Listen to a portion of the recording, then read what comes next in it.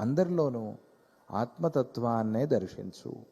సర్వభూతస్థమాత్మానం సర్వభూతాని చాత్మని. అది అన్నిటిలోనూ అందరిలోనూ ఉన్నటువంటి ఆత్మని, అన్నిటినీ అందరినీ తనలోనే ఉంచుకున్నటువంటి ఆత్మని. ఇది విశేషం. ఇక్కడ చాలా జాగ్రత్తగా గమనించాలి. భగవంతుడు చెప్పిన మాట నిజంగా ధ్యానానికి ఇదొక్క మాట చాలు. కూర్చుని సర్వభూతస్థమాత్మానం సర్వభూతాని చాత్మని. ఇది సమకాలంలో ప్రత్యేకంగా కాదు, ఈ రెండు మాటలు కూడా సమకాలంలో అనుభవానికి రావాలి. అంటే ఎట్లా? సర్వము ఆత్మస్వరూపమని అది అనుభవానికి రావాలి.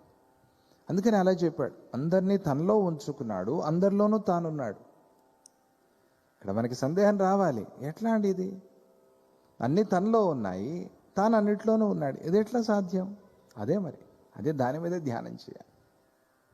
అందరిలోనూ అంతర్లీనంగా ఉంటూ అందరినీ తనలో అధిష్టానంగా కలిగినటువంటి ఆత్మస్వరూపం. అటువంటి ఆత్మస్వరూపాన్ని పశ్యత్వం యోగయుక్త ఆత్మ